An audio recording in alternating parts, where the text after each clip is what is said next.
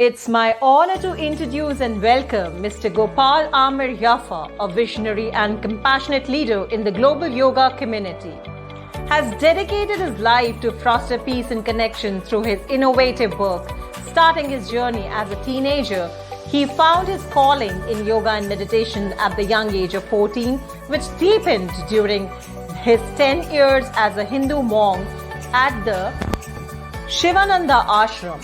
Since 1995, he has been teaching yoga to both adults and children, expanding the ideas of inner peace into a large mission of global harmony.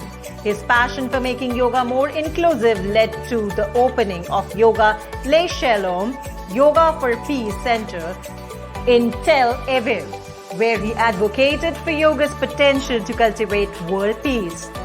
His most groundbreaking work is the creation of Rainbow Yoga, a transformative practice that moves beyond the individual, making yoga social, interactive, and inclusive. This revolutionary approach has touched lives worldwide, emphasizing community, love, and connection. Alongside his beautiful family, he is on a heartfelt mission to inspire a social evolution rooted in kindness, compassion, and inclusivity for all human beings, both human and animal, guided by the mantra, "Be the change you want to see in the world." He continues to lead with love and purpose, spreading light wherever he goes. So, ladies and gentlemen, please put your hands together to welcome Mr. Gopal Amir Yafa. Namaste. Namaste. Lovely talk. Thank you so much, Dr. Toma. My name's Celia Roberts, and I'm presenting on behalf of Josh Pryor today, the CEO of Yoga Australia. And I just wanted to introduce Yoga Australia to you. So I have been a community member and at times a convener for Yoga Australia, and they're a wonderful organisation who is probably one of the top providers of yoga teacher training in the world, just in terms of the scope of practice and, in terms of also the delivery of what we do and the engagement which we have in our community and our teachers. We really pride ourselves on being, right up there amongst the very best providers in the world, of course, alongside our mother country. So deep respect to you for all the goodness you've brought to the West. I suppose I should explain a little bit about what Yoga Australia does. So we have a huge body of membership, and in each state we have committees around Australia that take care of those members. We organise special events so that members can take part and keep up to date with their training. The newsletters are always really exciting, so you can sort of tap in and see what event might be on. Sometimes it's, a travelling guru from India's coming to Sydney or Melbourne, and so you can go and attend that.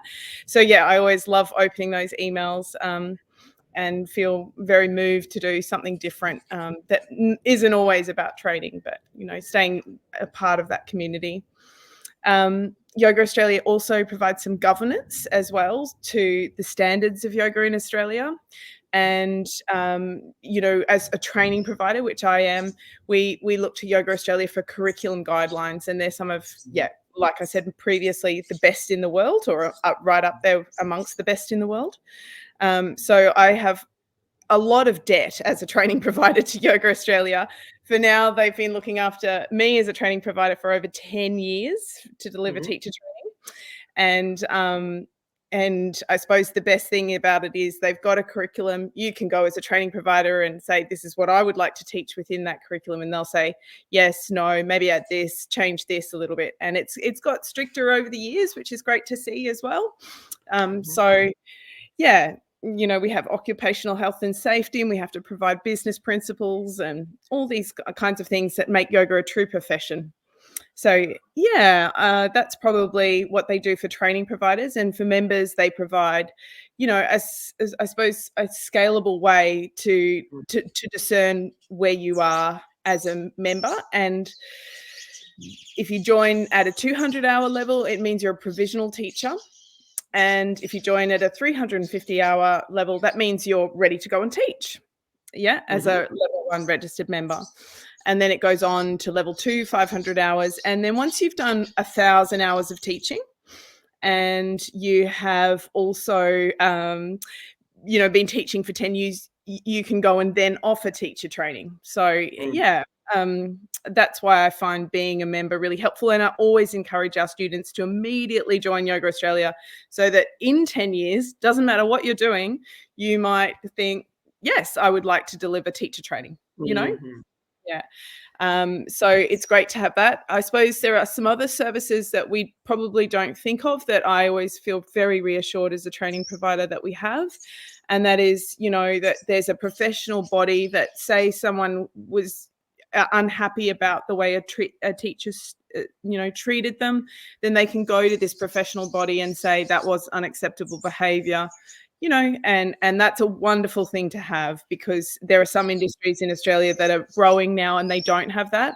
And, we provide courses there, and it's a bit of a concern. So it's just wonderful to have a mediator in the background there that looks after both the provider and the community member, or the Yoga Australia member.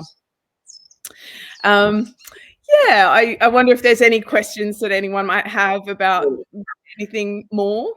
Thank you, Ms. Celia, for introducing us to Yoga Australia, and kind of great work your organization is doing. And indeed, it is need of the hour.